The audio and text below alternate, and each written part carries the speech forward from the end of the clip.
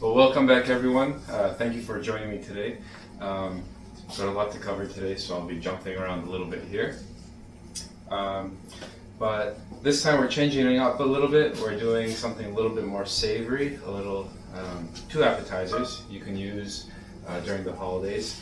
Well, again, they're a little bit more of a Mediterranean, Middle Eastern flair, but I think you'll definitely enjoy them. The first one, it's an eggplant roll-up with a cheese yogurt filling. And the second one is a cheese turnover. So I've prepared some things along the way already to kind of move along the process, but I'll start off with the eggplant roll-up. So for that, a couple things that you'll need here. Everyone did get the recipes already, but you need eggplant, of course. Make sure when you're selecting the eggplant, don't go for the really large ones that kind of flare out at the bottom. You want it to be as even as possible, and that'll make rolling it up a lot easier. And the smaller they are, the more tender they are, so it'll taste better too in the long run. So the eggplant, you need pomegranate, which I already seeded one. Lebni on the recipe list, if you saw it, that's just a strained and thicker version of Greek yogurt. You can make that yourself by just straining some yogurt with a coffee filter overnight, which is what I did. Or if you have a preferred brand that you like of Greek yogurt, you can just pick that and just add a pinch of salt to it, it'll be fine. Along with that, you need some sour cream, garlic cloves, crushed or finely chopped walnuts, and a little bit of salt and olive oil. So to start preparing the eggplant, just kind of peel back this top part here, the green part, and slice off the top and the bottom. Now we're going to peel the eggplant. You can leave the skin on, but it just makes it a little bit more difficult once you're rolling it up. Because once you fry the eggplant, the skin toughens up and then kind of crinkles when you start to roll it. So peel the eggplant. You can also do this using the Japanese eggplants, which are like the light purple, longer, thinner ones. Those actually work quite well.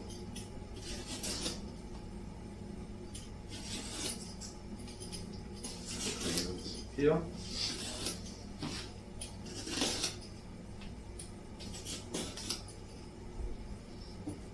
So once that's all peeled, you already straightened off the sides, so that'll make it a lot easier to cut. Make sure your knife is very sharp. The sharper it is, the easier it's going to be, the less dangerous this part becomes. If you have a mandolin slicer, which is kind of it's kind of like shaped like this, you can slice it straight. That actually works a lot better, but considering that this one is more appropriate for what people have at home, I can just show you this way. So just take the knife, hold the eggplant firm, and you can just slice straight down. You want to have them be about 1/2 centimeter, roughly like 1/4 inch thick.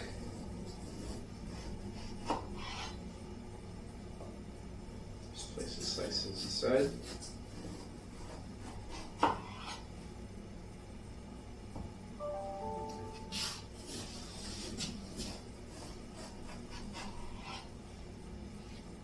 If you want the appetizers to be a little bit more delicate, like single bite size, you can also cut these in half, but I like to give it a little bit more volume. And it looks nicer too once it's presented. So, just cut this. Once it becomes too difficult to hold up, you can just set it on its side like this and slice lengthwise. Again, be careful, try to keep the knife out of the way of your hands. So the way I do that, I just start slicing and then kind of move it along. Don't try to force it all the way, all at once. And once you get to the edge, just move your hand out of the way and finish off.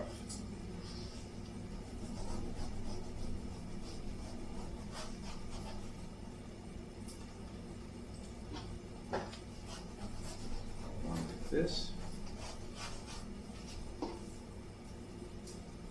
And then this final slice here.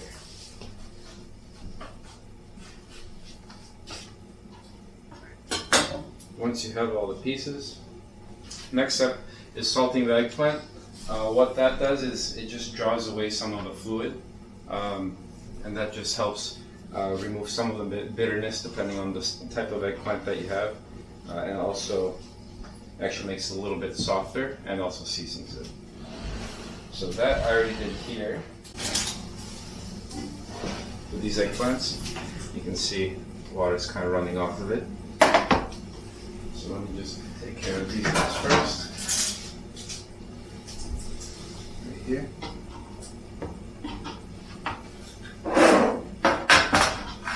You can go pretty heavy on the salting. It's going to pull off a lot of the water, which will dissolve the salt. And also you're going to be patting it off, so you'll be removing the salt.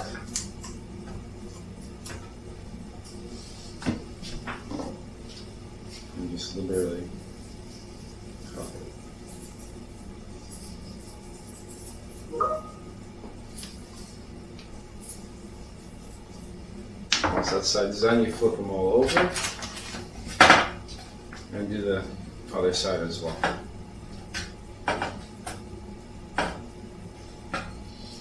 So, before I do that, I'm going to just light this and start warming it up. For the next step, just give that another salt. And you can use either a regular table salt or kosher salt for this. I generally like to use kosher salt. It sticks a lot better to the food. And you can see it better because the granules are a lot larger, so you can kind of more visualize how much salt you're putting. Whereas this one, I mean, in the kitchen I can't really see sometimes depending on the lighting, and just more of a visual thing. Do you want to ask about questions so far? Yeah. Alright, at this point, does anyone have any questions or comments they'd like to add in?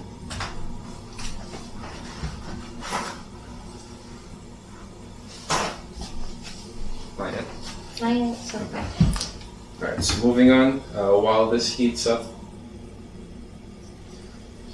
and just pat these, remove all the excess liquid. And you want to make sure to get as much of this off the eggplant because you're obviously going to be adding it to hot oil and you don't want it to sputter. So the more you remove here, the quicker and the easier it'll cook in the oil. So as you can see, it's a lot softer now, and that'll help in the next step after the frying when we roll them off.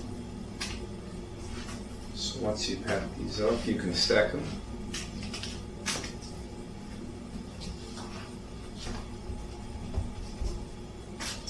If they discolor and oxidize a little bit at this point, it's okay because you'll be frying it.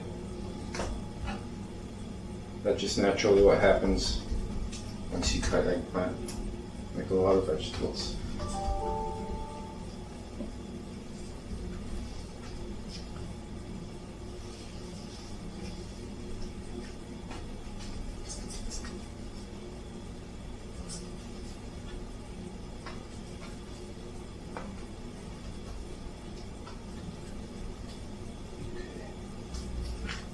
Final two here.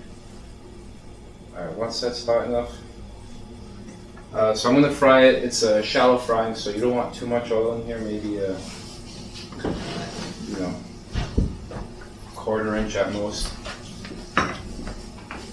And so I do a mix of olive oil and vegetable oil.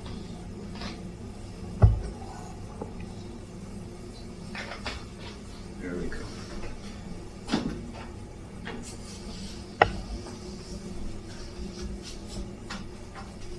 I do that one for the flavor, and two, vegetable oil has a higher cooking temperature than olive oil, so it's just a lot easier in the home kitchen when you're cooking. So you get the flavor of the olive oil, but also a little bit more wiggle room to work with the cooking temperatures. Alright, so at this point,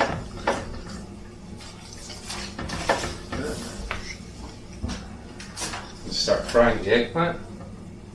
You don't want to crowd the pan too much. So just evenly spread them out. This needs to be just a medium heat.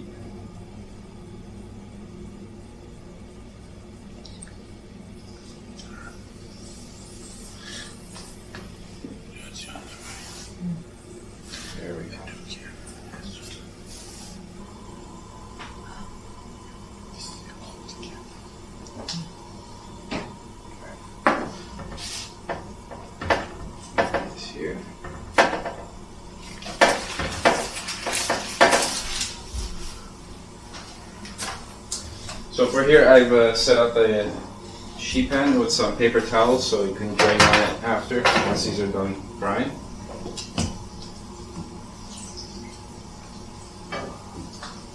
And you don't want these to brown too much. You see on the thinner parts here, I just want it to get a little bit of color, but it's just to cook the eggplant all the way through and soften it. So someone had a question about, did you say to use vegetable instead of olive oil? Oh, so someone asked, in addition. which oil I should be using, or clarification.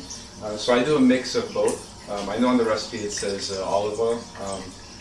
I can leave that up. I mean, that's more of a personal preference. If you like the flavor of like the extra virgin olive oil, or if you like the clean, flavorlessness of the vegetable oil. But also the vegetable oil does have a higher cooking temperature, so it depends on what you're looking for.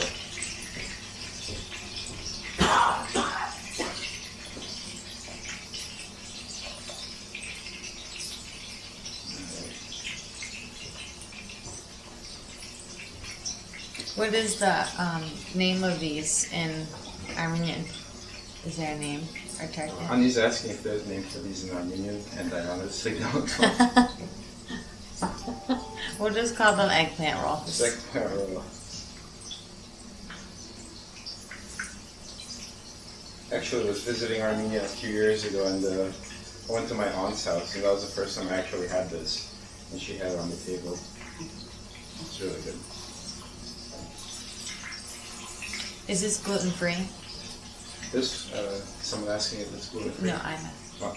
Well, he's also asking, so good question. Thank you, Johnny. So this is gluten-free, there's no flour products in this. I would say it's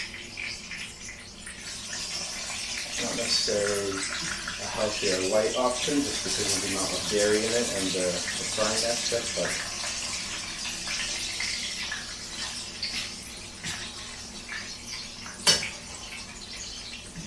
I don't know if you can see, but there's just a slight amount of color on the eggplant.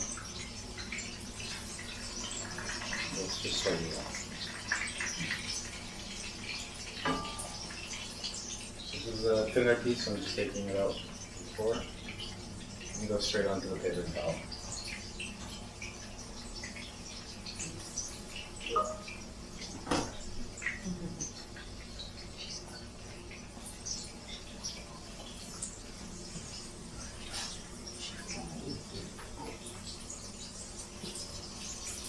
Alright, so while those cook, I'm going to make the filling for the cheese boereg, or the cheese triangles. And that can sit off to the side until we get to this point. So I started off with 15 ounces of ricotta cheese. You can decide, or you can pick which level of diet. I know there's different types. I like to use whole milk ricotta, all whole milk cheeses. The fat in them just makes the filling a lot richer. So with that, I'm adding feta cheese. It's already crumbled, this one. If you have a block at home, you can just kind of mash it with a potato masher, that's fine.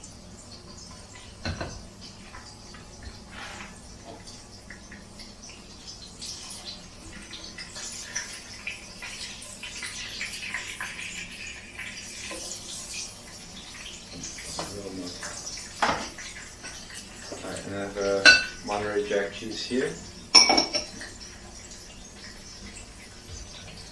Again, the cheeses here, they're more of my preference. What you can do at home is just use 3 different types of cheeses.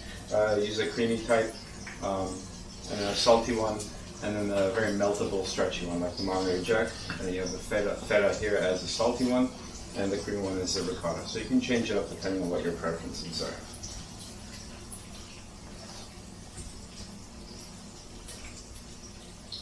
So give that a good mix.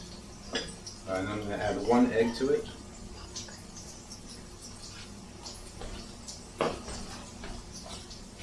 The egg just acts as a binder.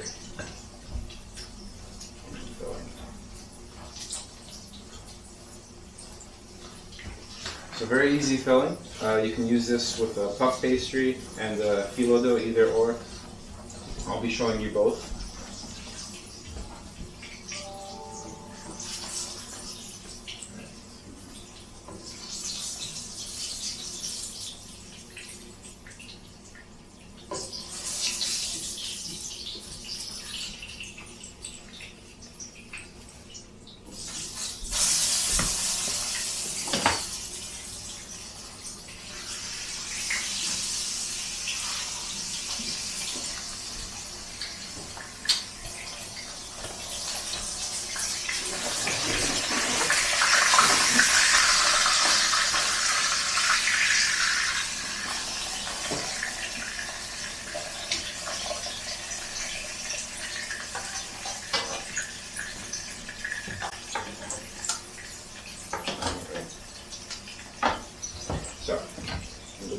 this one, give it a good mix. Make sure that egg is broken up and spread all the way through.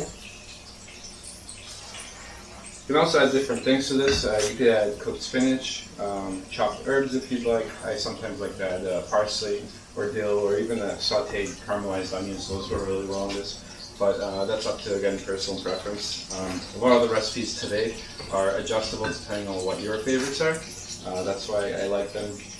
You can just adjust the flavor to what you or your family or guests, whatever they like. So give this a good mix. That we can set aside.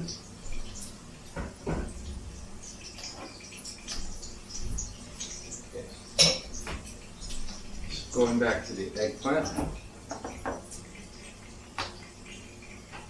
Set these real quick.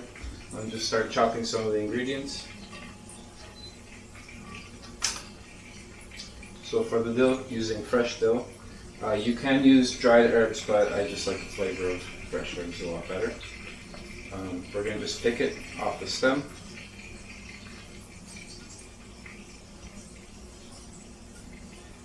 I just do this so we don't have any of these big stems in the final dish. Flavor-wise, it's not much different. It's just more of a texture and a visual aspect, having a cleaner finished look.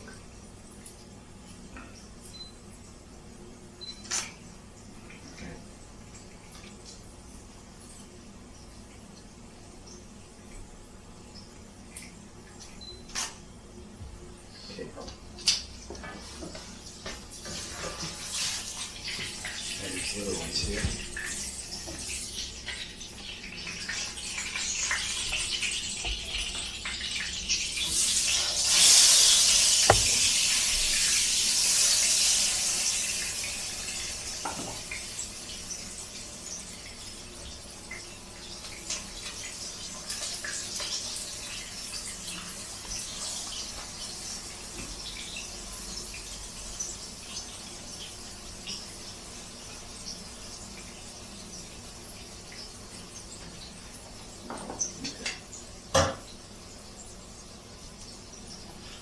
So the dill is also going to be a garnish and in the filling. So you'll need maybe about 4 or 5 sprigs.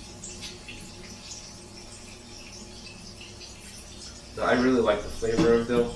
I just love how fresh it is. I know some people maybe have an aversion to it just because of how potent it is. It's almost, I think on my list, it's kind of like a cilantro situation where some people love it or they hate it. Again, you can pick. I like to have a good amount. So at this point, once all the sprigs are picked through, you want to bunch it up. You're going to just slice it and chop it. The more you bunch it up here with your fingers as you're slicing, the less you'll have to go back through. Find any outliers that you've missed. Rosemary says loves dill, hates cilantro. Yeah. Do you want to tell her about the cilantro? Or tell everybody about the Like cilantro? Rosemary said, she loves dill and hates cilantro. So funny thing about cilantro is that it's actually, there's a genetic marker, and some people have it either on or off. And if you do, that actually affects the way that you perceive the taste of cilantro. Some people, like me, I love cilantro. Some people like me, I hate And cilantro. Ani here, she hates cilantro. And a lot of the people that hate it have a very specific way of describing their aversion to it, is that it tastes like chemicals or soap. And that's because their taste buds perceive it as a soapy, chemical taste instead of what I Tastes like perceive soap. it as an herby and delicious seasoning.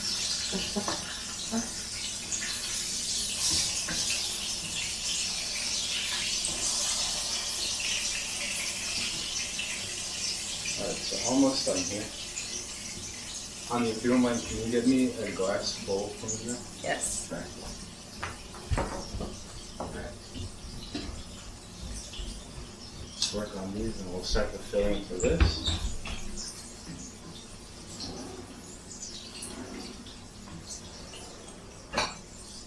So going back to the the cheese triangles. You can either use puff pastry or phyllo dough. I have both of them here. The phyllo dough, there's a couple of different types you can find in the stores. Depending on the brand, they're either numbered or they have wording like country style, which is a thicker type, or the regular one, which people use for either baklava or or strudel, things like that. For this one, I'm using the thinner style. It just makes it a lot easier to fold and make the triangle. You can make the same style of dish, but just layer it like as you would a baklava. And that way you can use the thicker one, the country style, and that just gives it a little bit more,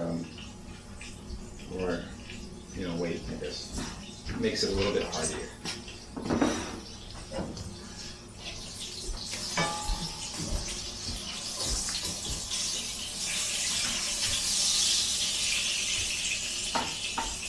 As this finish up,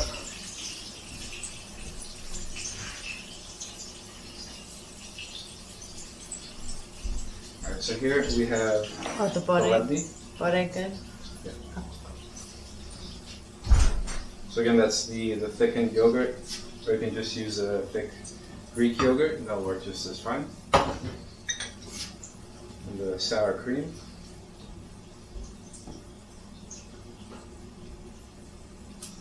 A pinch of salt.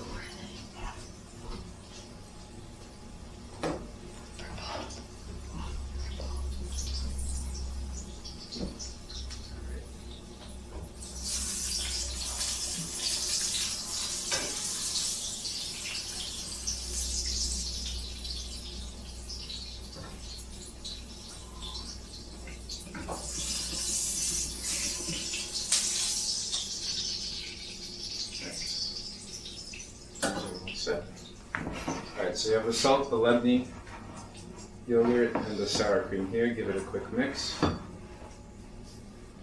then the walnuts, about a quarter cup of walnut. Now I'm going to put about half the amount of dill in here. It's about a tablespoon. And again, this part, either leave it out or adjust it to taste. You can also use other herbs that you like. You could use basil, cilantro, parsley.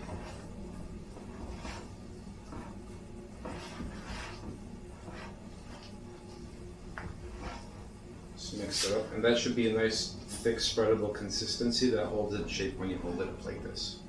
That'll just make it easier once you roll. Rosemary, does the same marker cause me to hate Brussels sprouts and broccoli too? Well, I don't know, Rosemary. I think those are more up to personal preference if you like or dislike. What was it? Brussels sprouts? Brussels sprouts or broccoli. Broccoli. Oh, those are my like two favorite. Depends on why you hate them, Kara. No, growing up, I was a weird child that loved to have broccoli and cabbage and all those weird vegetables that no one else liked. I'd be snacking on raw broccoli. Alright. So for the garlic, best way I found to incorporate garlic in something like this that's fresh without having large pieces in it is to use a microplane. If you have a box grater, that can work as well. Just you may need to chop it afterwards. You can also use a garlic press, but sometimes I find that leaves larger chunks of garlic in it. Not necessarily what you want in a small, delicate appetizer. But the sharpness of the raw garlic does contribute well because you have a lot of fat from all the dairy product in here and the earthy flavor of the walnuts.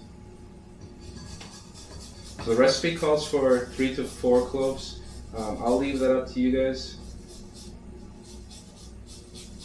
It is fresh garlic, so depending on the variety that you have at home and how strong you like that flavor, you can add or subtract from the recipe.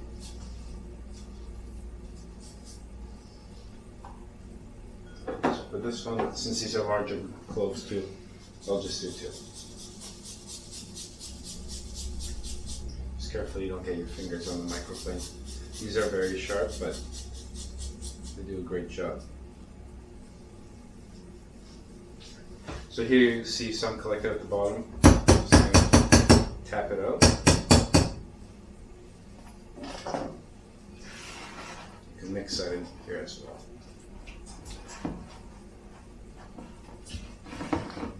So this filling at this point can be made well in advance. You can make it the day before and just let it sit in the fridge.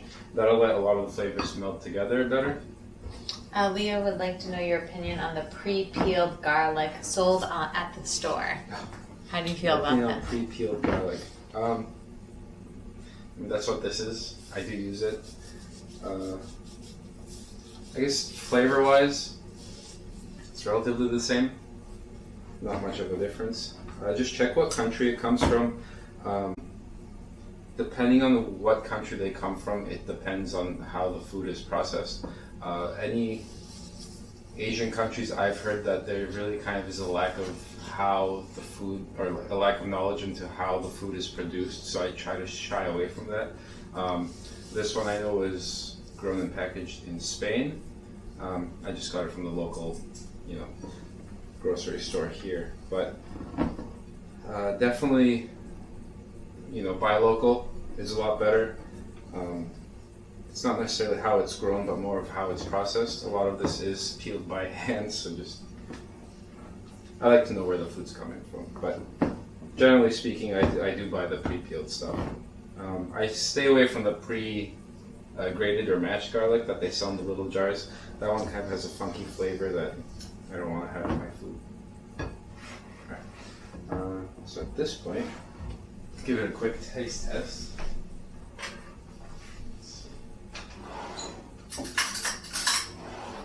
Here you can adjust the salt content and a little bit more walnut or dill. Leah says, are you saying Asian people aren't smart? Just kidding. No. Oh, that's a good amount of garlic.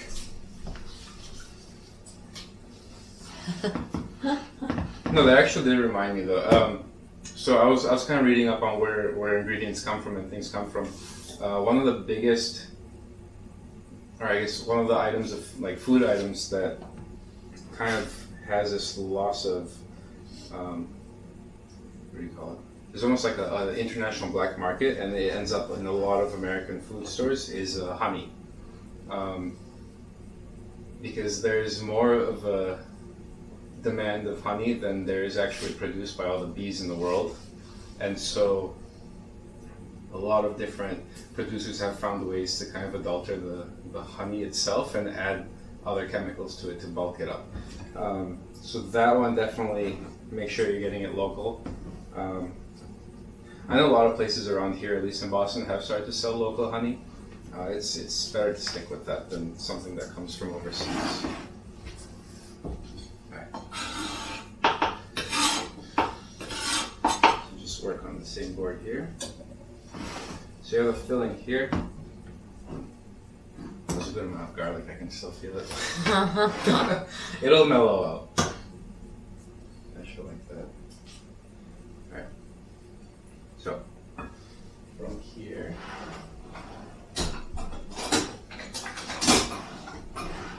use my ice cream scoop portion. Keeps it a lot cleaner. That's about a tablespoon's worth. Just plop it in the bottom. You're gonna just roll it up.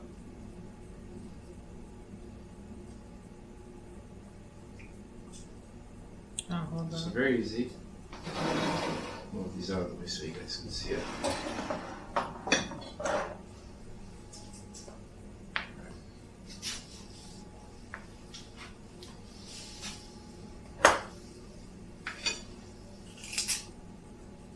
So put at the base here, spread out just a little bit.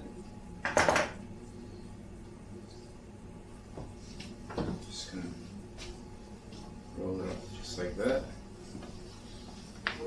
Place it there. So put it right on the plate. You have 15 minutes for the other thing. Let's do a couple here. And move on to the Cheese Boereg.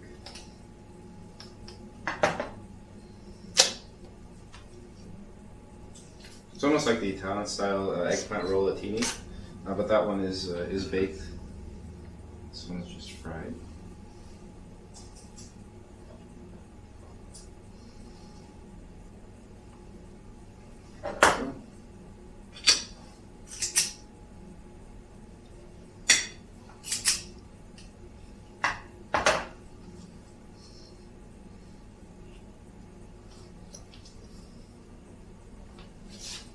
Nice.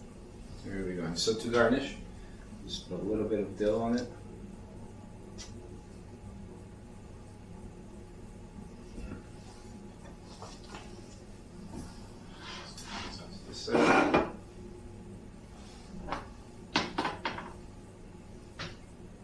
Finish with a little bit of walnut. And it looks great. And then just to give it a little more pop and color, and the acidity from the pomegranate really works well with all the dairy as well. Just a little bit of pomegranate on top.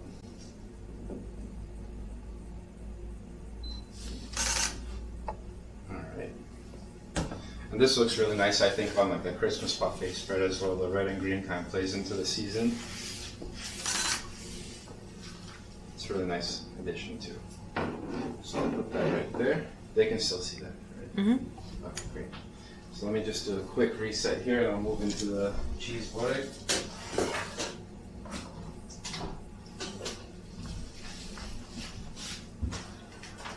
It makes me hungry. It looks wonderful. Yeah. Pretty and tasty looking. So this one's really good because it's so quick. I know I only have about 20 minutes left or 10 minutes left. 10, 15 minutes. 10, Yeah. 15 minutes, yeah. I'll show you how easy this is. We're quick first. This one's a good option if you want to just quickly throw something. If you have these already defrosted, and the cheese can hold in the fridge for like up to 10 days, I'd say 7 to 10 days. So, you know, you have guests coming over about a kind of crunch time. It's a good trick up your sleeve. And additionally, these freeze very well. So once you finish, making them, you can just pop them in the freezer, and then bake them straight from there once you want them.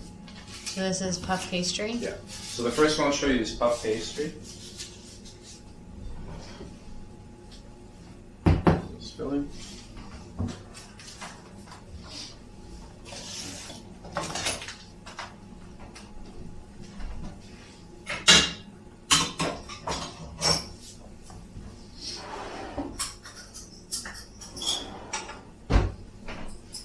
So for the puff pastry here, the egg here I'm going to use as an egg wash. These here. Just break up the egg.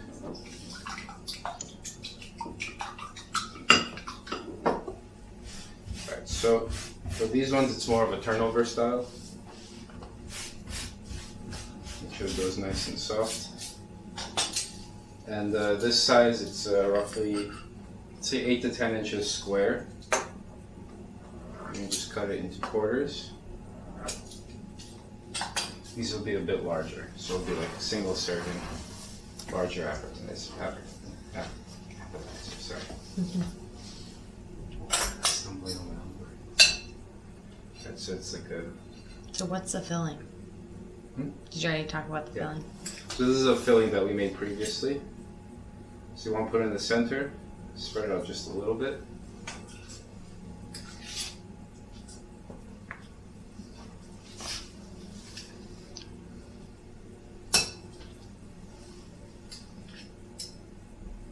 So again, you can kind of customize the filling to what you like. You can even put, if you want to put these with some meat inside. I actually like it with pepperoni or kielbasa, things like that you can put in there. So once you have it, the filling, just brush the egg wash on just 2 of the 4 sides.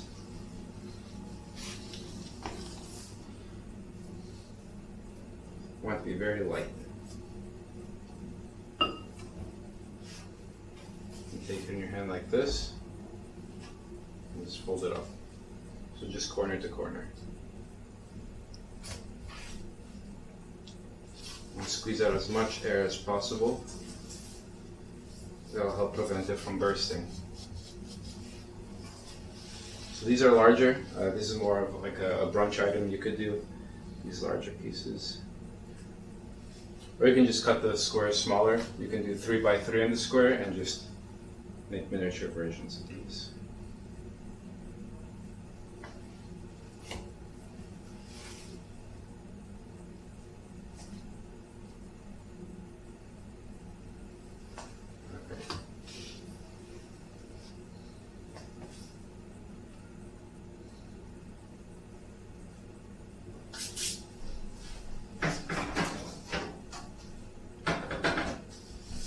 So at this point you can just put them on a parchment lined pan. And I'm going to just crimp the edges with the fork.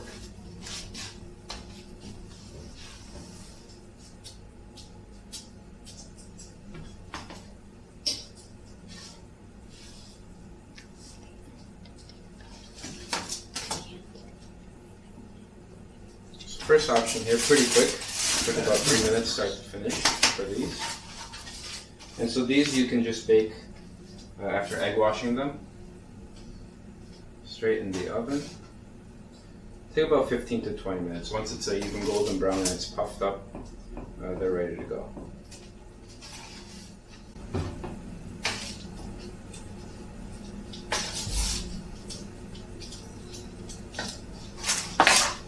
Pretty straightforward here. Just give it a quick egg wash. We'll move on to the next one. Looks great and easy.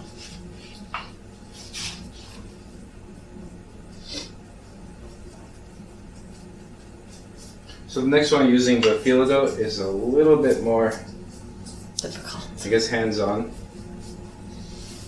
but again it's still pretty cool. Okay, so move these aside for now.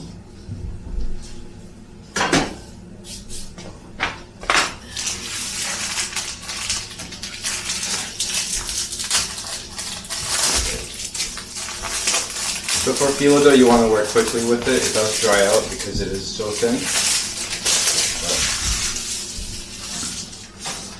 Yeah, pretty straightforward here. So these are wrapped. It's roughly 20 sheets to a roll.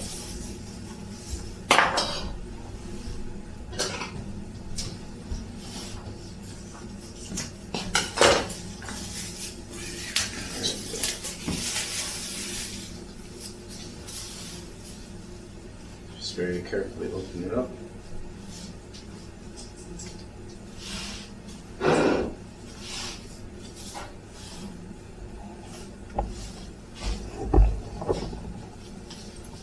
There we go. So you can see how thin this is. It's like tissue paper almost. Wait, hold on. Almost there. Anyway, there we go. Alright, so here we can just cut it in half. Very close. Some melted butter here.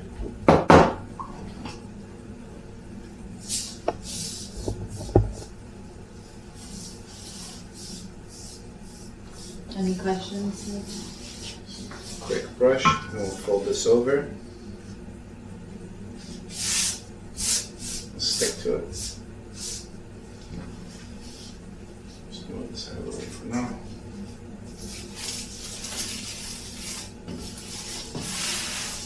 What type of dough did you make the cheese turnovers with? Filo and So what types of dough did I use for the cheese turnovers? So I used 2 types. This one is filo dough, and the previous one that I showed you was puff pastry. So for the filo dough here, it's about a teaspoon's worth of filling.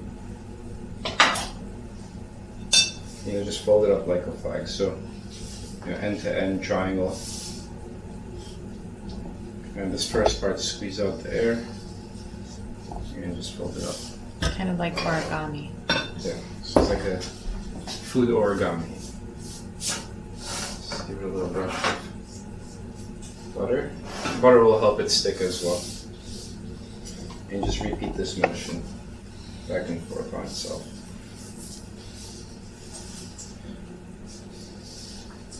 So not too difficult. At this point, you can probably get about 40 pieces out of a single pack, so it's a nice economical dish to do on the fly. There you go. The first one. So a little bit short on time, so I'll show you what the finished result of these are. And once you're done with these, you can put them on the pan. You brush it with just melted butter. All you need to do. And pop it in the oven for about 15 minutes at most until it gets a nice even golden brown color. Couple more, like. So let me just clear it out. Wait.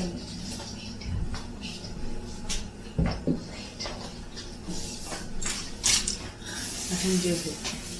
You can also make sweet fillings and fill these with. If you do like a walnut filling, it's really nice, like a baklava, and put it in the triangle. You can add a sweet cream cheese to it as well.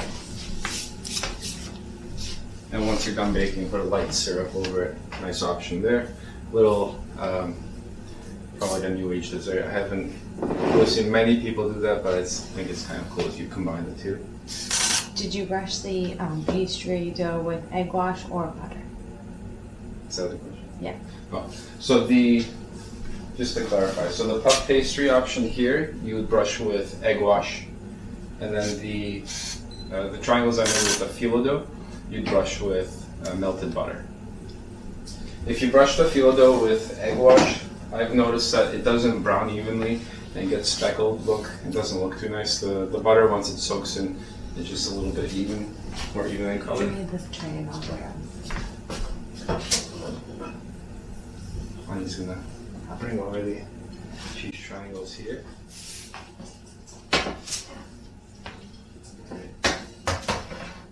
Still be our snack later too. So pomegranate is a very traditional item in Armenian cuisine. We've grown up with it here. I know it's relatively new on the US market. When I say relatively new, probably in the last decade or two, it's kind of become very popular here. Definitely very healthy food too. Love the flavor, adds a nice color here. So these are the other cheese triangles here. So you have two nice quick options here. Relatively quick, I'd say. You can have on your Christmas buffet coming soon, or holiday dinner. Again, I want to thank you all for joining me, taking time out of your busy day to just relax and enjoy some nice snacks. There'll be a survey I'm posting. And Ani will be posting a survey pretty soon, right after the presentation. Please fill it out and let me know. Let me know how you like this, how you like the program here with the cooking show. Any suggestions? Again, appetizers was a suggestion from last time. Definitely something I like to do, so let me know how I can make this presentation a lot better so you guys can enjoy it more. And again, Follow up Boston Pastry Chef. Ani's my publicist now. Again, from our family to yours, happy holidays, Merry Christmas, and until next year, Happy New Year. I hope it's a safe and lovely time for you all. Thank you again. Bye-bye, guys.